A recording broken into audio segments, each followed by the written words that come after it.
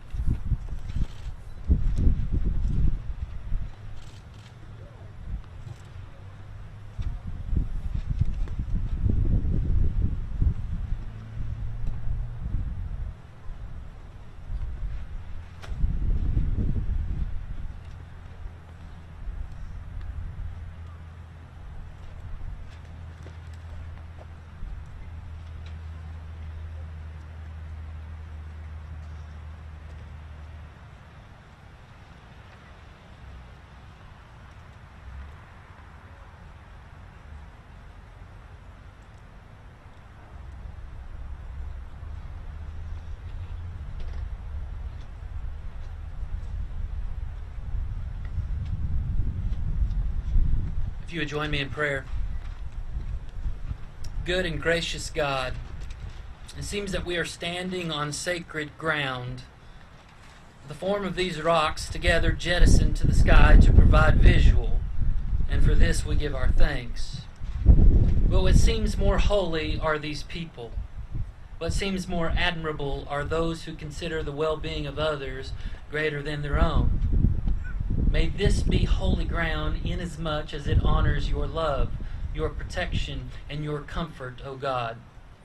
We pray that this beautiful monument inspire us to continue to pray, to love, to support those who have given in monumental proportion.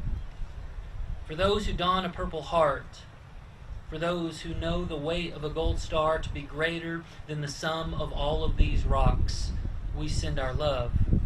We give our gratitude. We commit to prayer and friendship, and we pray that we have the strength to live in such a way honoring of those who have given so much. In the name of true love and grace and healing, we pray together. Amen. Thank you, Pastor Maxwell. Good morning. Welcome to Hunnicky Park, where it's a great day in Lubbock, Texas. Thank you for attending the unveiling ceremony of the Monument of Courage, which honors our region's 12 Medal of Honor recipients, our Purple Heart recipients, our Gold Star families. All gave some and some gave all. My name is Steve Massengale. I serve on the City Council for the City of Lubbock, and I'll be your MC for the day. Why August 7th and why 9/12? Today, August 7th, is a very special day. It is National Purple Heart Day.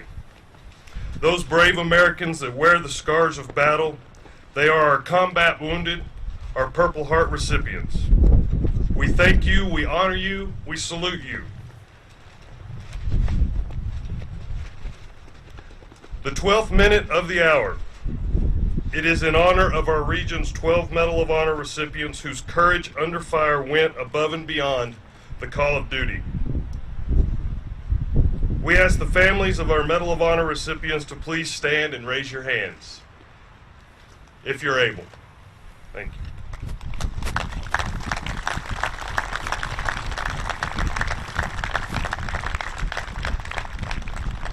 We thank you for sharing your loved ones with us. We're extremely grateful for their sacrifice, and we will make it our mission to never forget. Ladies and gentlemen, please set your watches. At exactly 10 a.m., the West Texas Warbird Flight will execute a flyover to honor missing in action Medal of Honor recipient from the Korean War, U.S. Air Force Lieutenant Colonel George A. Davis. At this time, I'd like to introduce Danny Koch. Where's Danny? I don't see Danny. Okay.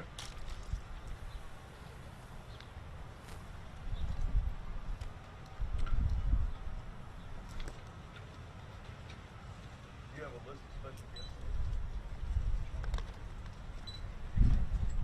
Okay. Congressman Conway. Danny was going to introduce our special guests. I believe we have Senator Charles Perry, Congressman Conaway, and Representative John Frula. We apologize if we missed anybody else. Thank you again, those of you, thank you again for joining us as we honor the sacrifice. Ladies and gentlemen, the Honor Guard from Lubbock's Veterans of Foreign Wars Post 2466.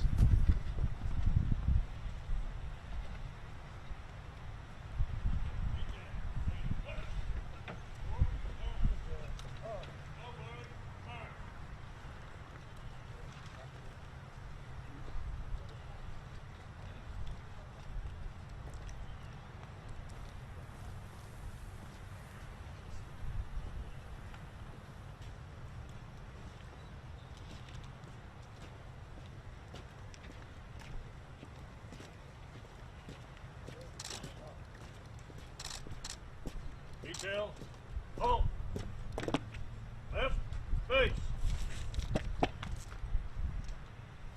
order, arms. Leading us in the Pledge of Allegiance this morning are Cub Scouts from Pack 151.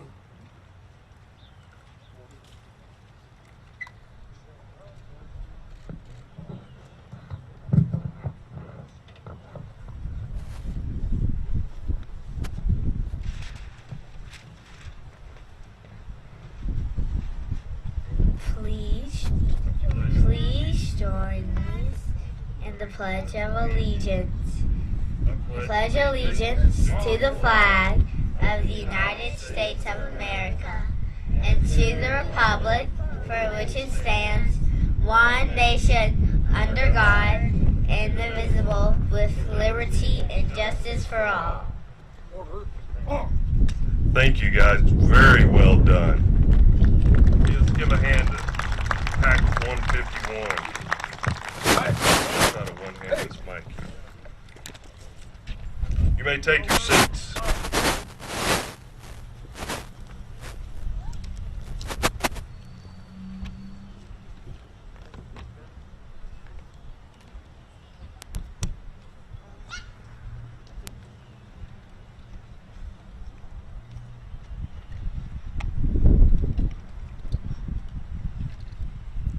Welcoming everyone this morning is our County Judge, Curtis Parrish from the Lubbock County Commissioners Court. Judge?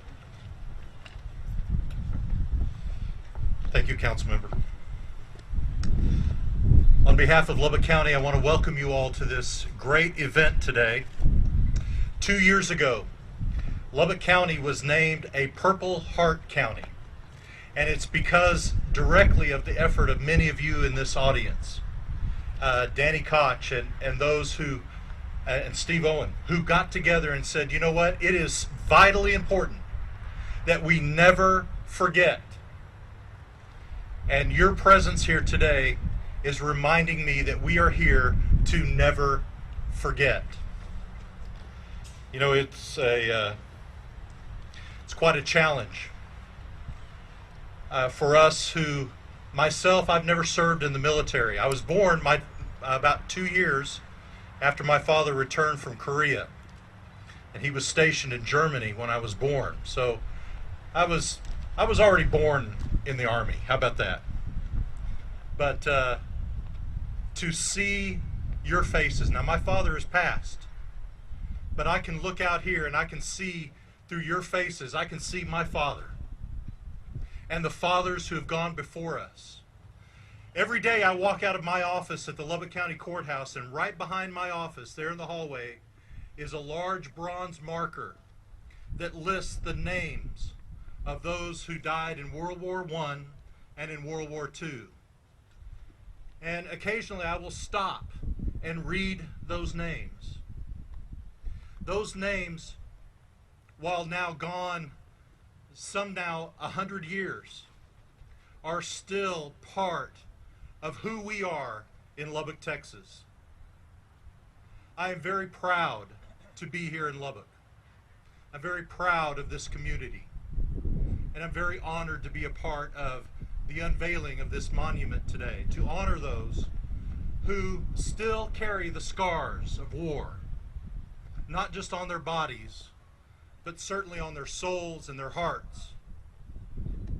We also honor those who carry the scars of war, who missed their loved ones, who did not return. At this time, I would like all those who are Gold Star family members, Gold Star meaning those who've lost a loved one in war action. If you are a Gold Star family member, would you please stand? Have us acknowledge you. Right out here. Thank you for your sacrifice. Your sacrifice. Thank you. But today is Purple Heart Day, and we unveil this monument today.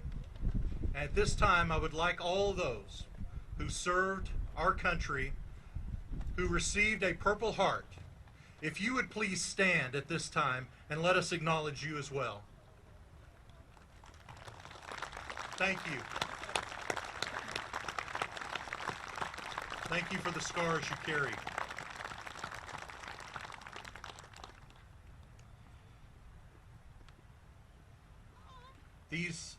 These moments in Lubbock's history, in our community's history, are very special.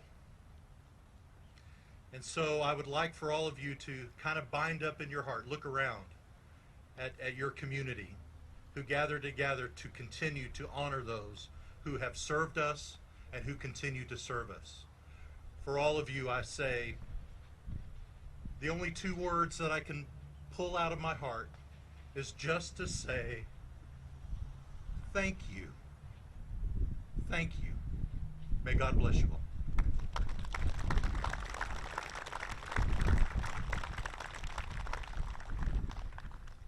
Thank you, Judge. Very appropriate comments. Before we move on in our program, I think it's appropriate to thank those that organized this effort.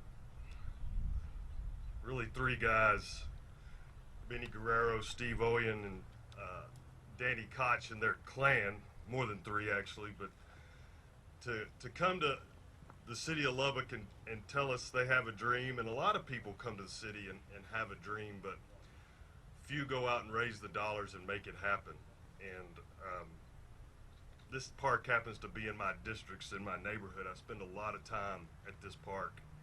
And this park is so important to the citizens of Lubbock and to the citizens of West Texas as they come to honor those who have sacrificed. So as you see those guys today, thank them for their tireless work because the result is amazing.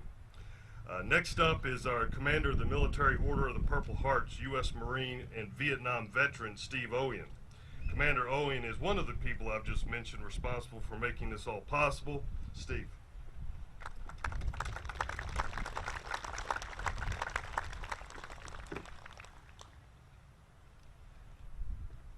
Well, it's nice out. Christopher Beck, if you could make your way up here, please. And while he is coming up here, I'd like to recognize Commander Don Roden from Amarillo. He's the chapter, Purple Heart chapter commander up there. Don, thank you for coming down.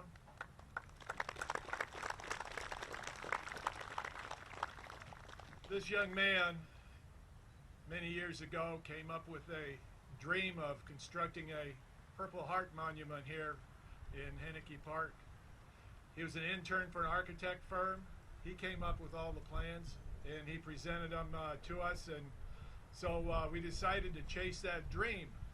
But over the years and the significant cost between these two monuments, it was modified a little bit to see what you have today.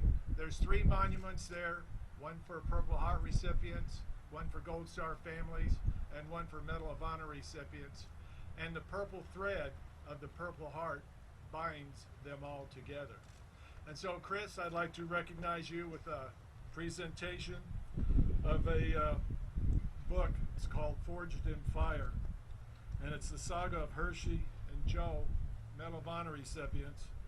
And Hershey lives in New Mexico and couldn't be here, and so he asked me to present this to you.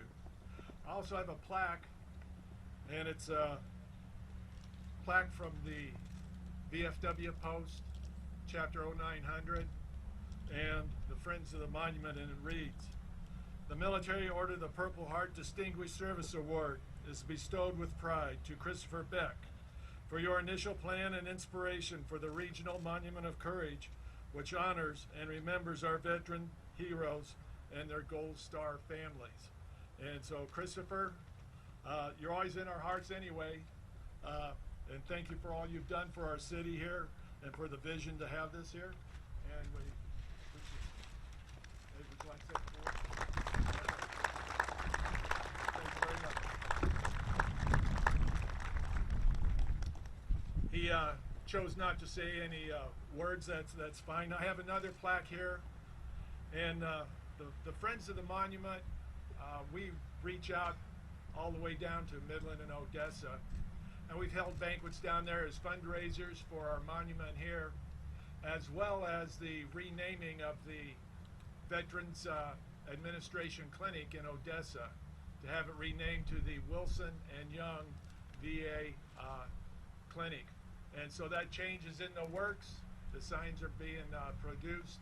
And Wilson and Young are 2 of the Medal of Honor recipients over here on our monument. Both are from Odessa. One went to Permian High School, the other Odessa High School. And so, Congressman, we have a plaque here for you. And I apologize, it's in the mail someplace, so this is a likeness of it. Thank you, sir.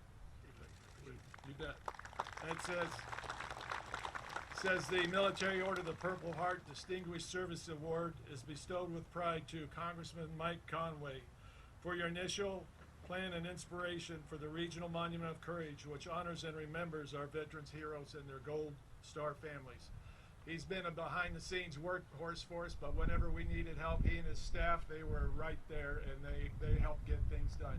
And so, sir, I salute you, and thank you. And we will deliver your plaque to your office. Thank you.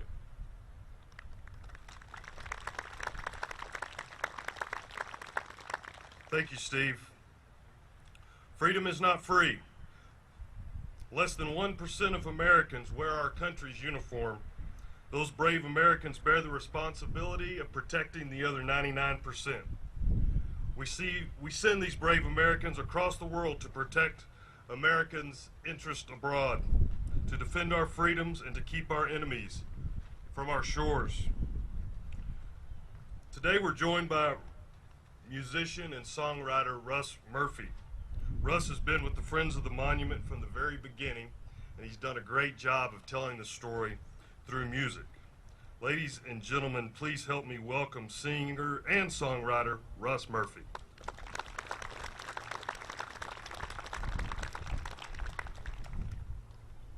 I echo the saying of honored to be here today with you. Over the past years, I've worked with thousands and thousands of soldiers and veterans and their families and many Purple Hearts.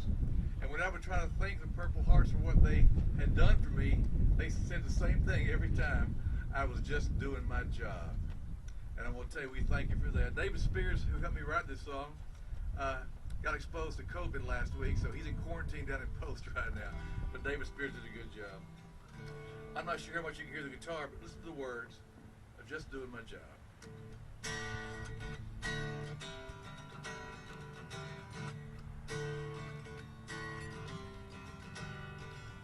Veterans Day in '98, on my morning run, saw an old man on his porch in military uniform. I saw him limp as he tried to raise his flag. He needed help, and as he leaned on his cane, I introduced myself. I went by the next week, it became my routine. We talk about life, talk about love, and everything in between. But when I asked about his leg, he said it's no big deal. Well, I got hurt while I worked at a place called Pork Chop Hill. He said all gave some and some gave all. Proud to take a stand when duty called. The currency of freedom is a soldier's blood. The son ain't no hero, just doing my job.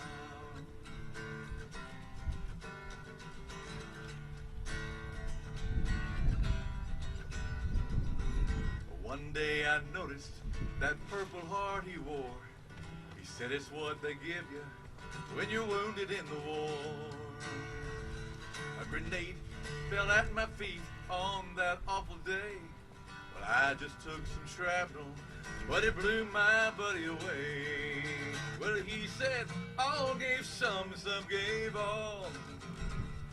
Proud to take a stand when duty called. The currency of freedom is a soldier's blood. The son ain't no hero, just doing my job.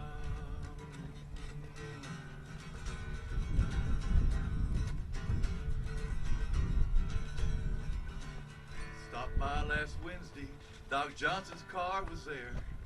He said your friend's almost gone, he'll be glad to know you're here. The old man took me by the arm and he said, means so much to me, for all these years you've been my friend.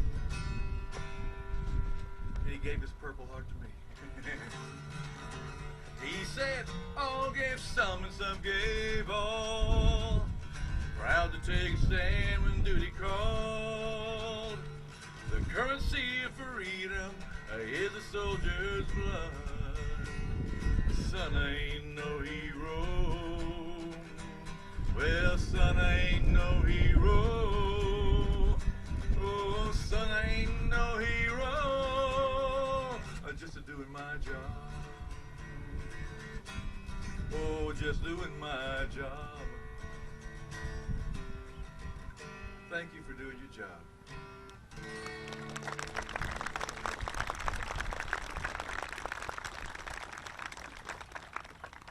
Thank you, Russ. Beautiful song. Let's give Russ another round of applause, can we?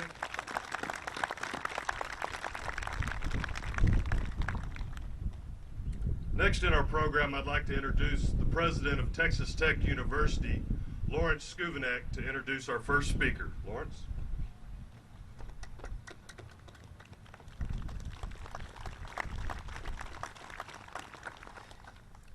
Thank you, Steve.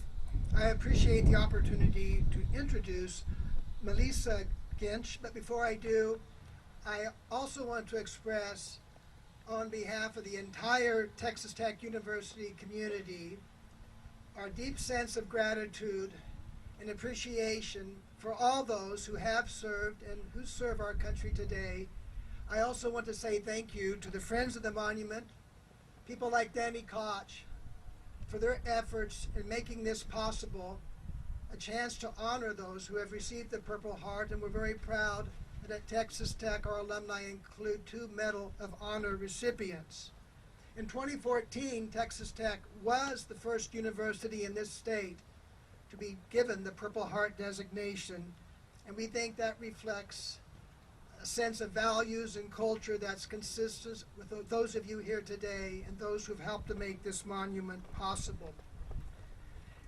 And now to introduce Melissa Grench.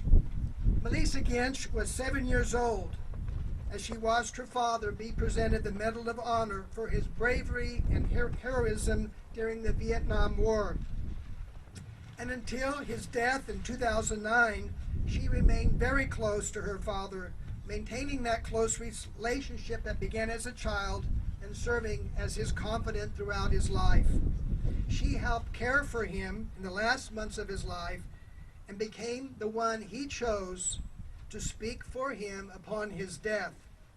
Even though her father lived all over the world, Texas was always considered his home base thanks to his strong family relations here. Since her father's death, Melissa has been privileged to speak on numerous occasions regarding his time in the service, as well as his being interviewed for several news stories in the award-winning KWTX documentary, We Can't Forget Vietnam.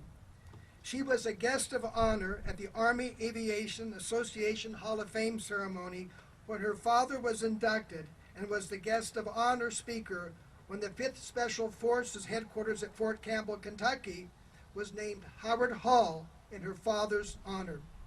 In 2014, Melissa received the Bull Simon Award, the U.S. Special Operations Command highest honor on behalf of her father.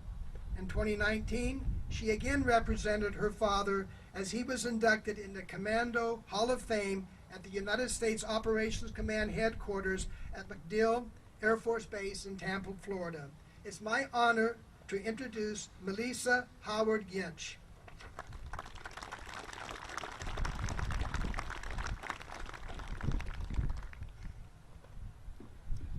I'm going to start off by saying what my father would want me to say. And also this pin that I have on my shoulder, that is from, I'm an honorary member of the 93rd Chapter of the Special Forces Operation in Waco, Texas. And on behalf of them and my father, and with all the respect that I can muster, I want to say thank you for allowing me to share in this moment. I was asked to tell a story. You see, last night we were talking and Danny said something about stories. We all tell stories, which it made me smile because my husband will tell you I say that all the time. I say that my father gave me the command to be the book holder of his story.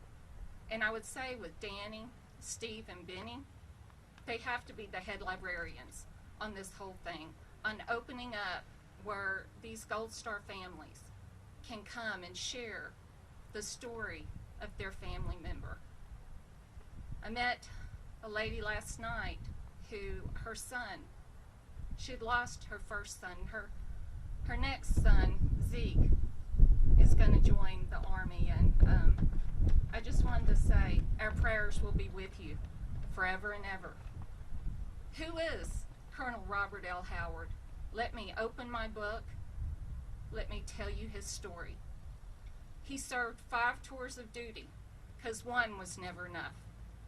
He was awarded the Medal of Honor. He was nominated 3 times, but they can only give it to you once. And the places he was in the first 2 times, the government didn't want the United States to know about. And in fact, it wasn't until I was at Fort Campbell speaking that they spoke of where he had been. So they had brought those down to silver stars. He has 8 Purple Hearts.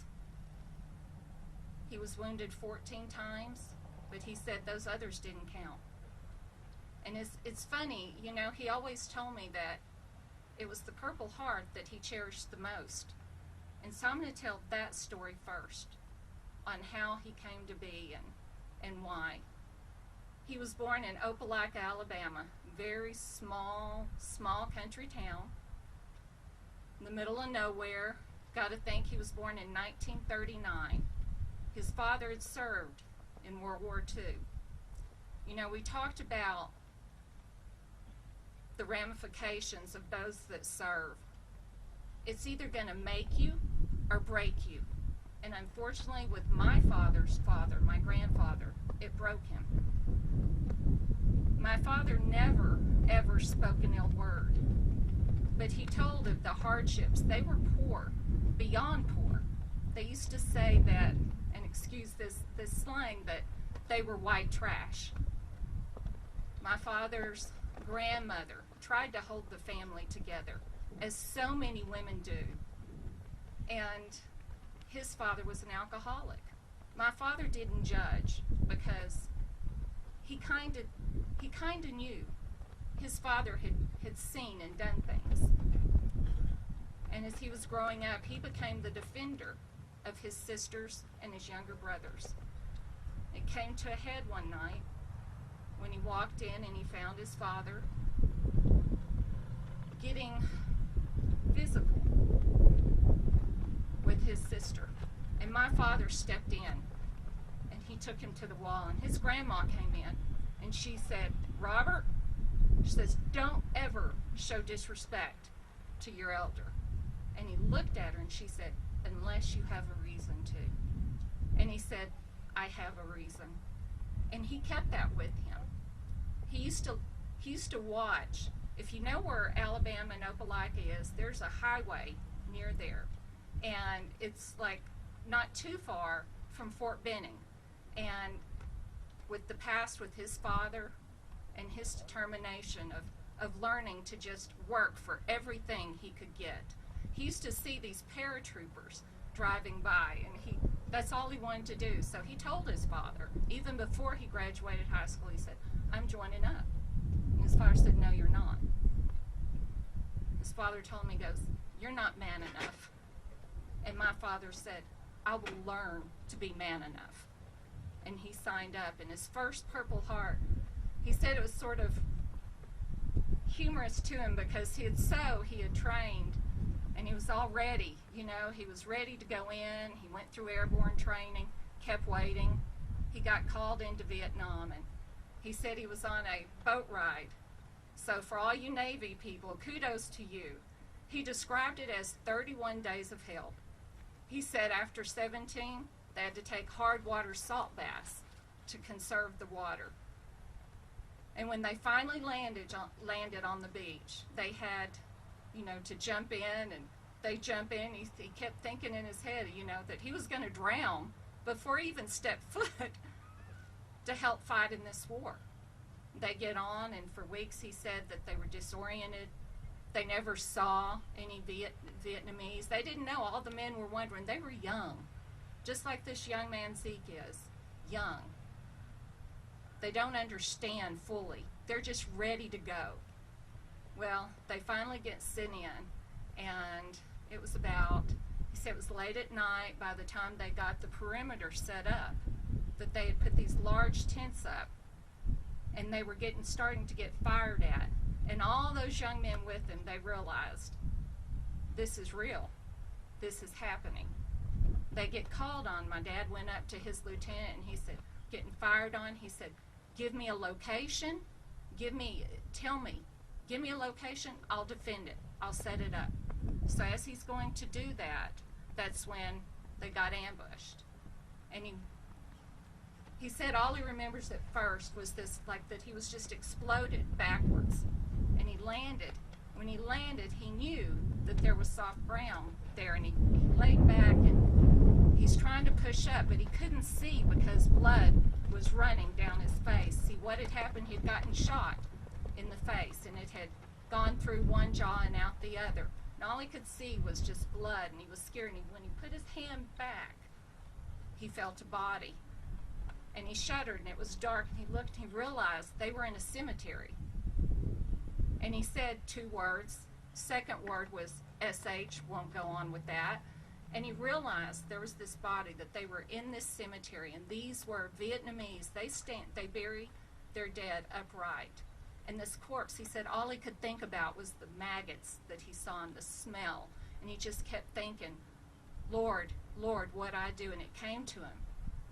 Keep moving. My father at that time, he didn't know if his face was blown off. He said he was scared to touch it, that it was his first time to feel real fear. And that's when he learned to face that fear. And he said he had to keep moving. So he kept moving. And when they got him back and he was evac'd and he was being taken care of and they were reconstructing his jaw and trying to get him stable and everything, he was next to a Special Forces guy.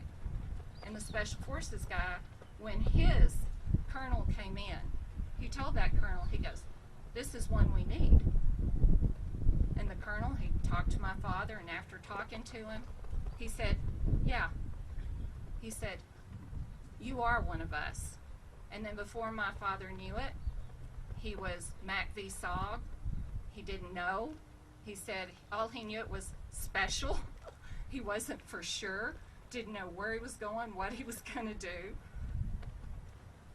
And that was his first journey. And see, the scar on his face from that first Purple Heart, that reminded him that he was human, to stay humble, that there were those, he was given a chance to keep going, keep moving. And with the first occurrence with his Medal of Honor,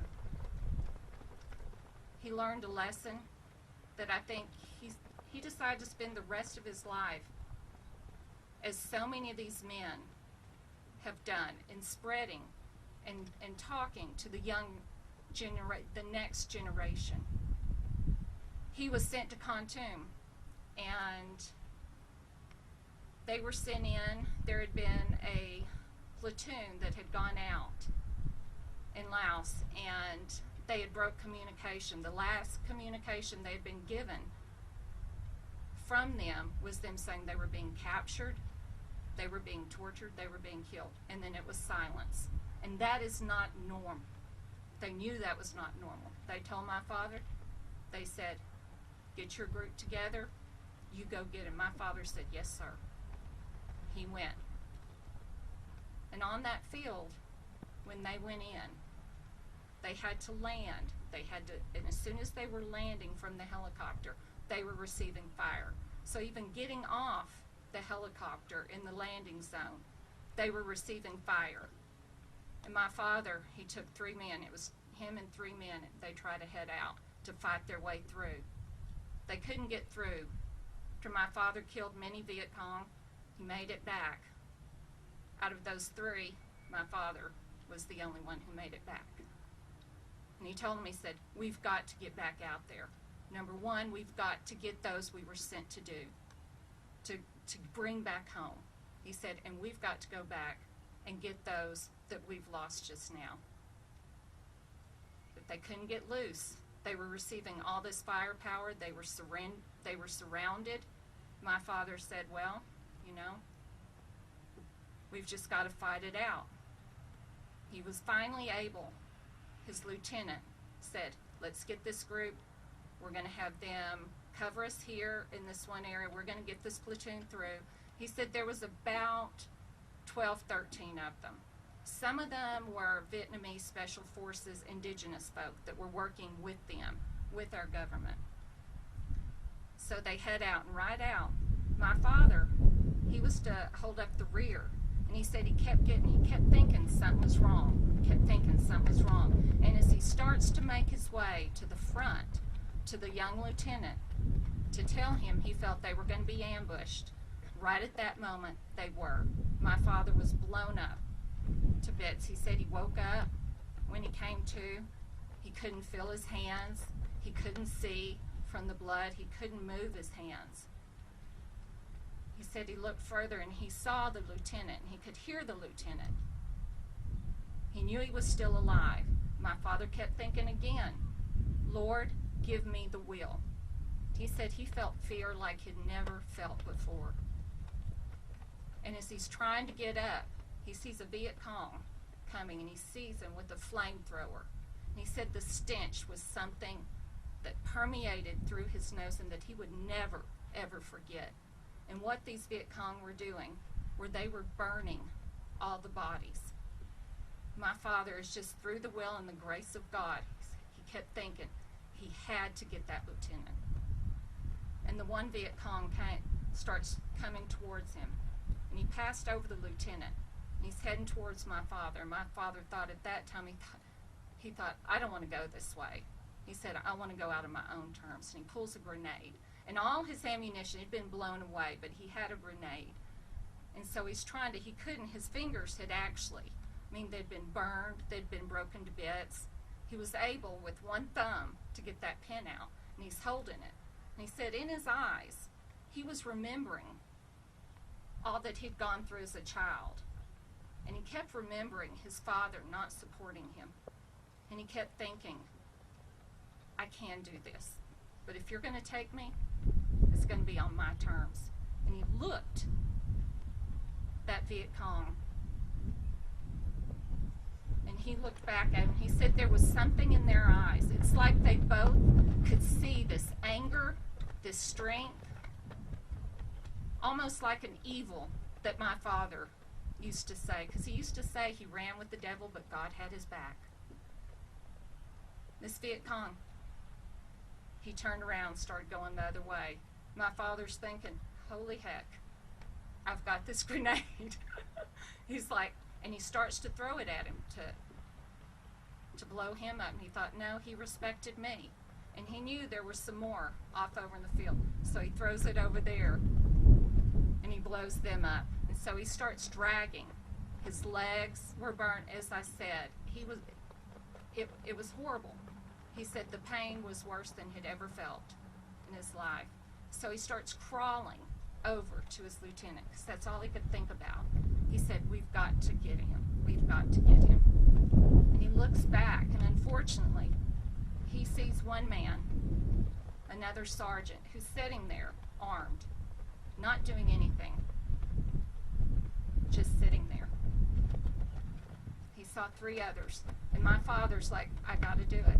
He goes over there, and he gets the lieutenant, and he starts trying to drag him back down the hill. And he starts getting fired on again. It's blown up again, if you can believe it. He gets the lieutenant, he gets him to where the one sergeant was, and he told him, he said, damn it, he said, you give me a weapon. If you're not going to do it, you give me a damn weapon. And he said that they had words. And this sergeant starts backing up because he had fear, and he hadn't learned to turn that fear at that moment.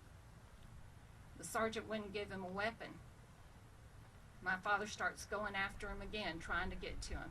He throws him a 45. Right at that time, my father turned, and he could hear more coming. There was a Viet Cong right there, fixing to spear him.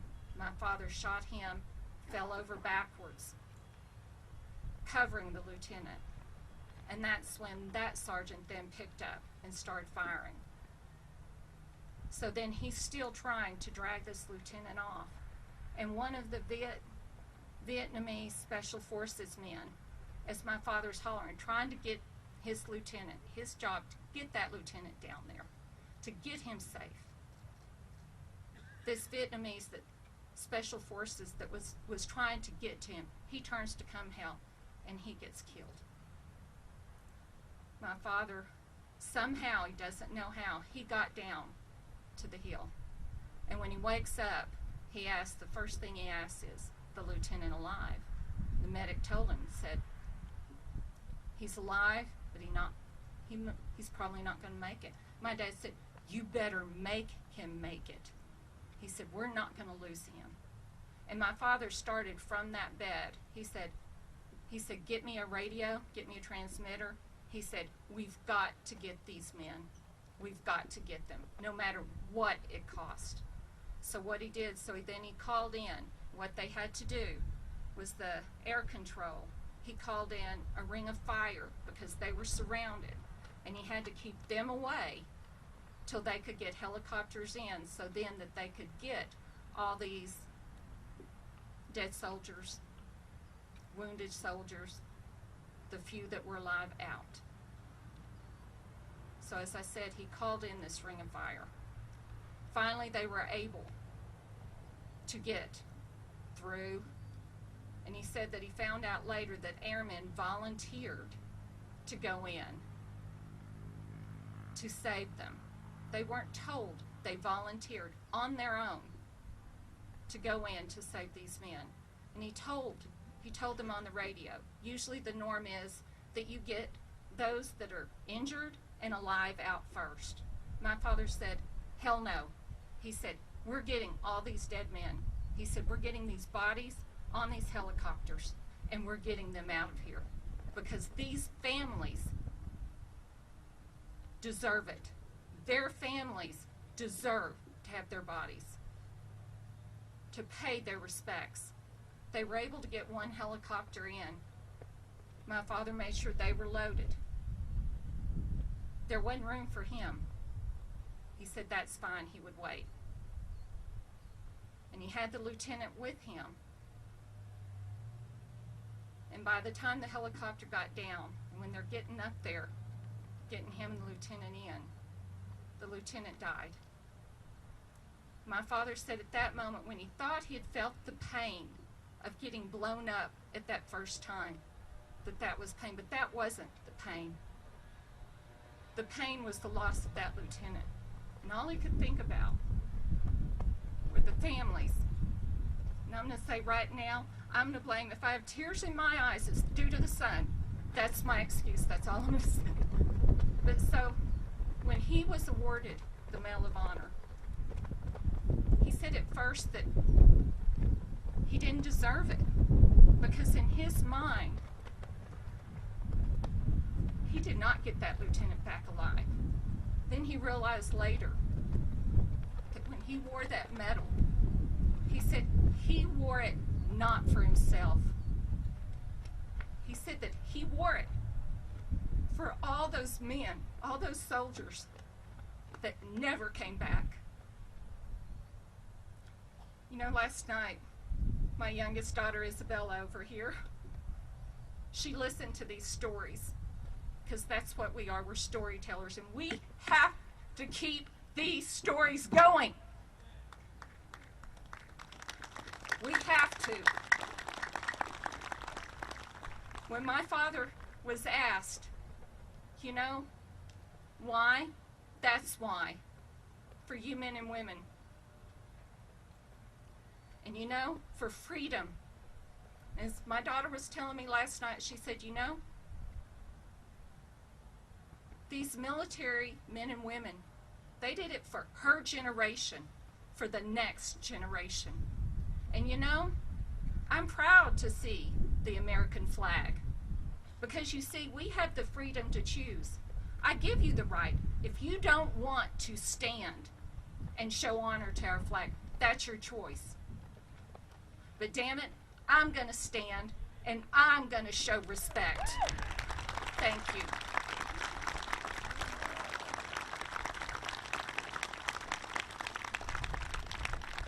Thank you, Melissa. Thanks for being in Lubbock, Texas, and sharing your story with us today. It's my privilege and pleasure to introduce Russ Murphy again. Russ, you're up. Ladies and gentlemen, singer-songwriter, Russ Murphy.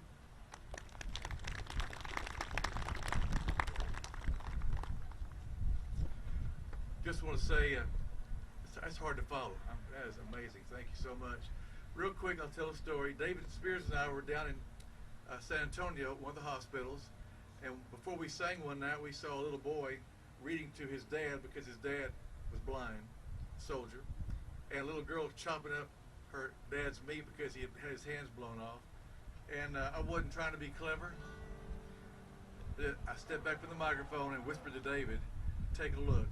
That's what freedom cost. I always want to write for our soldiers and veterans, but this is also a song for the families of soldiers. A little girl in Cincinnati, wishing that her daddy could be there. She's an angel in the Christmas play. Mama fixes up her hair. Daddy's fighting for our country far from home, so we'll have to hear about it on the telephone. 'Cause that's what freedom costs, a price that's paid by families who put roses on a grave. From those who wear the wounds of war, to the soldiers we have lost. Yeah, that's what freedom costs. Well, that's what freedom costs. A single mom in Houston, praying that her son will be all right. Holds this picture to her chest.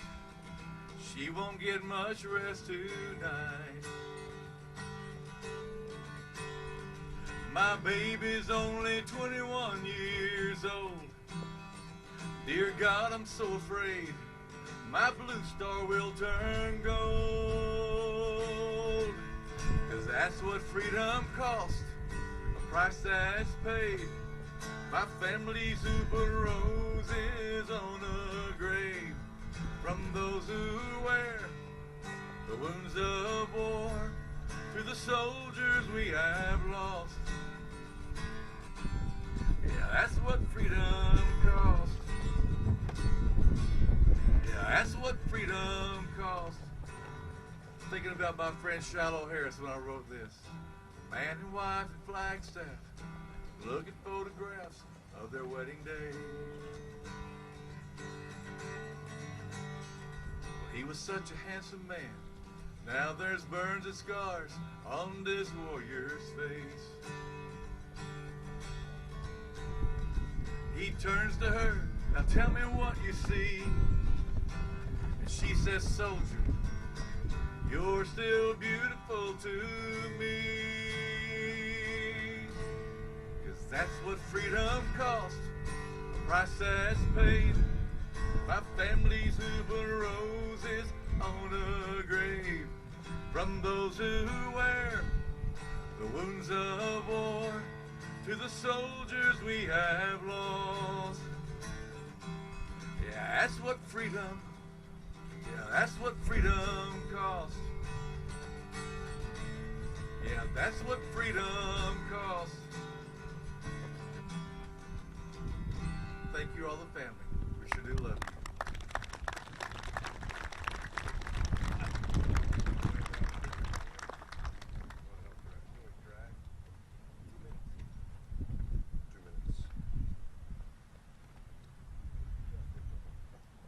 Thank you, Russ. Not sure how you better capture sacrifice than telling the story in that song. We're 2 minutes out from our flyover. Could we please have our Gold Star families stand and raise their hands? Please join me in a round of applause to acknowledge the ultimate sacrifice.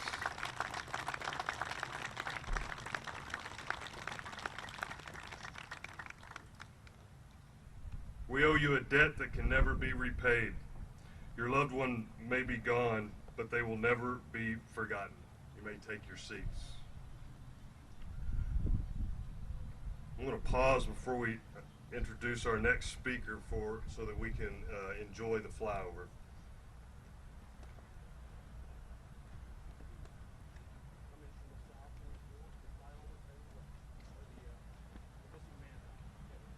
Okay. Flyover's coming from south to north. Missing man will head west.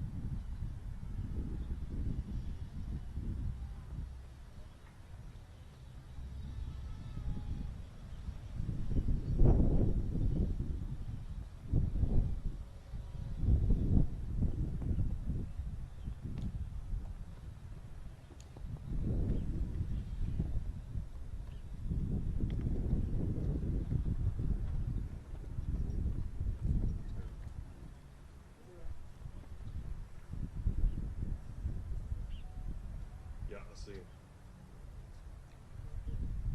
Coming in from Southwest.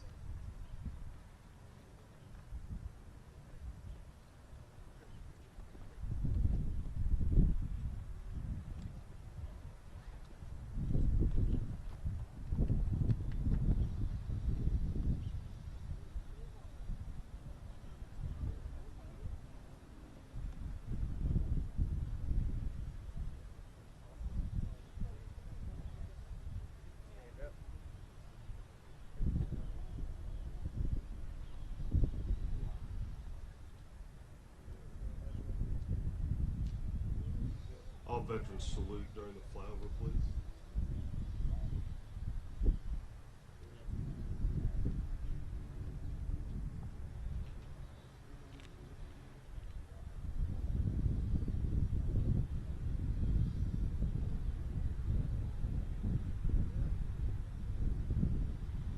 Now they're moving southeast.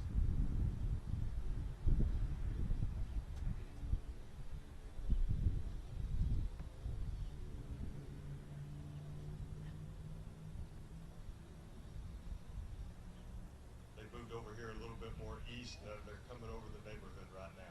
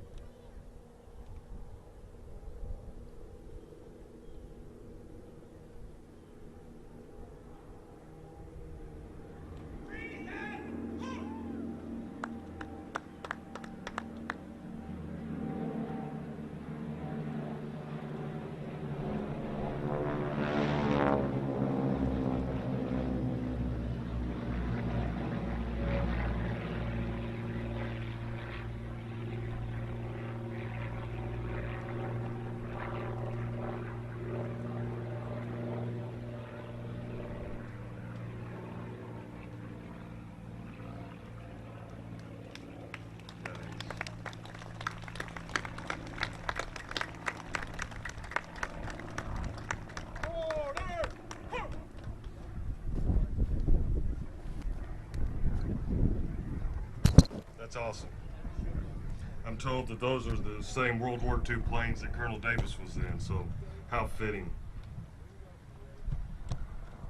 Representing Gold Star families this morning is the president of the Department of Texas, Oklahoma, American Gold Star Mothers Incorporated, Candy Martin. Candy?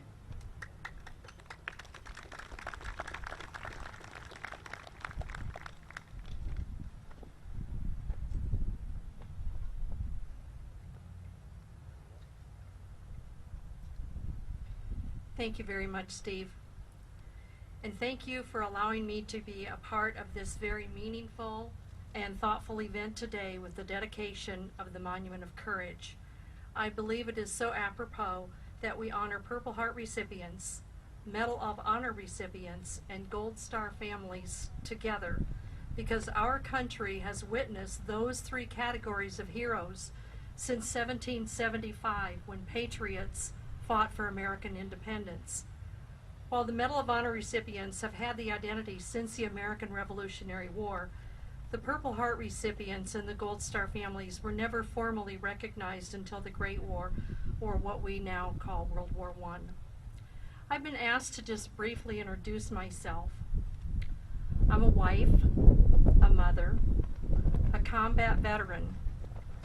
I served in Iraq from 2005 to 2006, and I'm a soldier for life, having served more than 38 years in the best army in the world.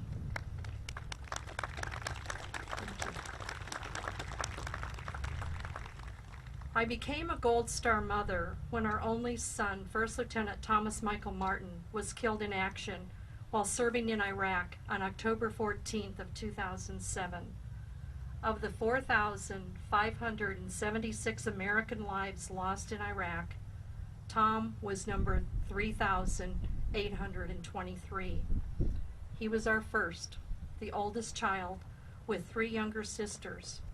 He was 27, and he will forever be 27. But I will tell you that he was so much more than a number. Throughout my Gold Star journey, I have learned that there is a story behind every star, and today I would like to share just a wee bit about my gold star, my Tom. Although he was offered 2 separate college scholarships, he chose military service and he enlisted in the United States Army 5 days after graduating from high school. After basic training and advanced training, he became a field artillery soldier with his first duty station at Camp Stanley near the DMZ in South Korea. As a young trooper, he learned the real lessons of defending freedom. Number 1, he learned that string and concertina wire was a necessity and not at all fun. A lot of you can identify with that. He also learned real quickly that live fire of the MLRSs was no longer a training opportunity. It was real up there on the DMZ. Duty in South Korea near the DMZ was serious, and Tom knew that he wanted to make the absolute best of his military career and serve the absolute best way possible. He applied for admission to the United States Military Academy. He was accepted, and he graduated from West Point in 2005. After graduation and a lot of young lieutenant training, Tom was on his first and only deployment with the 4th of the 25th Infantry Division out of Fort Richardson, Anchorage, Alaska, and he was in support of Operation Iraqi Freedom. He was part of the 2007 surge. He served as a sniper platoon leader, led his men on approximately 280 dismounted missions, walking just shy of 1,000 kilometers in his 12-plus months of deployment. His goal was to get his men home alive. Well, he completed that mission. They all came home. Today, we continue a very close relationship with many of those soldiers, something both my husband Ed and I are thankful for. Tom was my firstborn, my only son, and we had that typical mother-son relationship. We were close, but he was my biggest critic. And he would give me that sometimes verbal correction. And I would normally respond with something cute like, "I hope your next mother is perfect." For that, I would always get that eye roll. Tom, how well I remember the last face-to-face conversation I had with him. He was home on his mid-tour leave, and he was getting ready to go back to his unit in Iraq. It was the morning of April 17th, 2007, and Tom and I were enjoying small talk in the kitchen of our San Antonio home. I was telling him all the reasons why I hated for him to go back, because I knew that he was experiencing things that no mother ever wanted their child to go through. The conversation went back and forth, me with all of my reasoning and him countering my comments with reasons why he should and why he would return to Iraq. It was probably after that 4th round of banter where he left me with a comment that caught me off guard and speechless. He said, "Mom, it's what we do." Those 4 strong words, how could I argue with that? Because I was talking to him as a mother and not as a fellow soldier. His last words still talk to me today. It's what we do. He was raised in a military family, and as far back as we can trace, many in our families have answered that call to defend freedom. It's what we do. And the more I think about his comment, I believe that he was referring to so much more than our family of heritage that serve. I believe his comment made reference to all of those who answered the call to defend freedom. People like all of you here today to dedicate this monument of courage. Combat veterans, Purple Heart recipients, Gold Star family members, Medal of Honor recipients and families. What a bunch of heroes. I will tell you that I am thankful for organizations like American Gold Star Mothers, a 92-year-old organization of Gold Star moms whose mission is to turn their sorrow into service and find ways to make life better for veterans and their families. I'm thankful for organizations like Purple Heart Societies all around the United States, the Veterans of Foreign Wars, American Legion, Patriot Guard Riders, I see their flag right over there, and foundations like the Herschel Woody Williams Medal of Honor Foundation, who make way for events like this so that we, the American people, cannot and will not ever forget about those who paid the ultimate sacrifice in service to our country. I'm thankful that because we live in the greatest country in the world, that my son will never be forgotten. Long after I'm gone, very few will remember Candy Martin, a mom, but when people walk through the National Cemetery where First Lieutenant Thomas Michael Martin is laid to rest, I know he's going to be remembered. When Americans look at Gold Star family monuments, and soon you're going to see it, it's the big one underneath that black drape, how can you not feel what the families feel? Underneath that drape is an empty cutout, symbolizing the emptiness of a service member saluting. That final salute, it will really get you when you see it. The empty space you will see could be someone's daughter, son, father, mother, brother, sister. Medal of Honor recipient from the Battle of Iwo Jima, Herschel Woody Williams had a vision to help educate Americans on who Gold Star family members are. Part of his vision came from a conversation with a Gold Star dad who told Woody, "Dads cry too." So his vision is just amazing how much it's touched. So far, there have been 61 Gold Star Families National Memorial Monuments across the United States. There are 78 in progress. After today, those numbers will change to 62 completed monuments and 77 in progress. Woody Williams Foundation and the foundation's goal is to have monuments like this in all 50 states. We're at 48 and still going strong.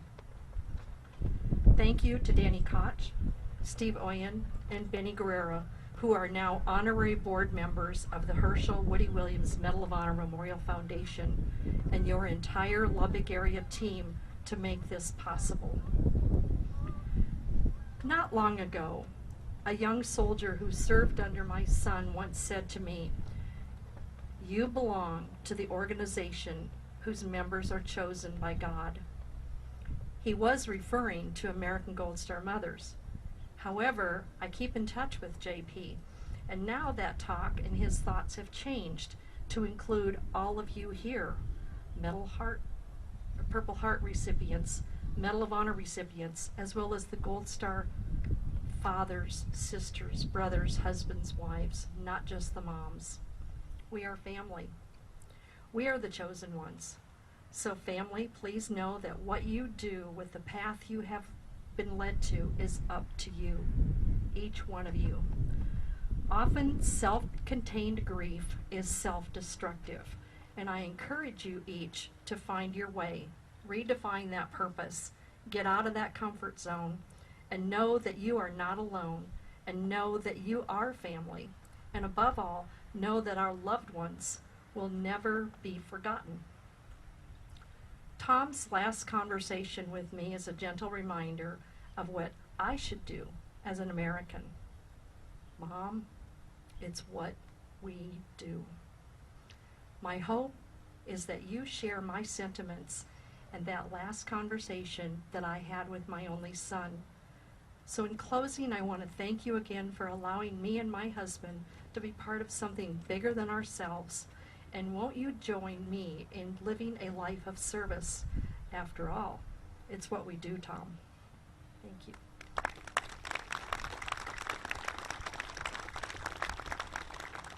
Thank you, Candy. At this time, we ask those who are participating in the unveiling to make their way to the Monument of Courage.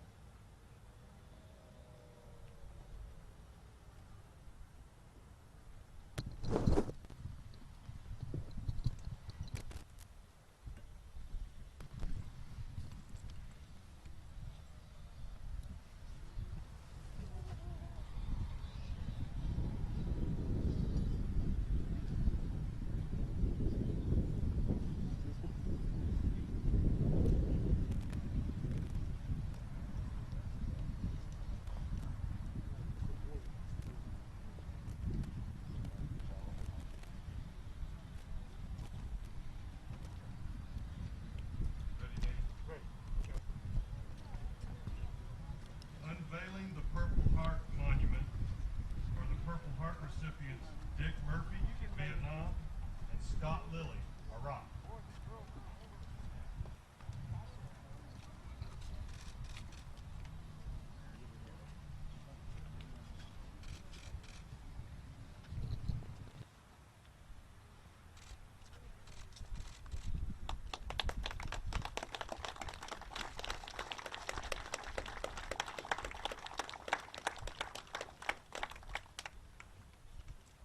Unveiling the Medal of Honor Monument.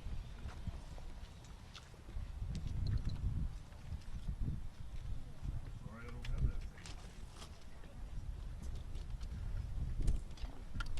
Russ, Crank, Dana McBee, Brenda Seaton. Go ahead.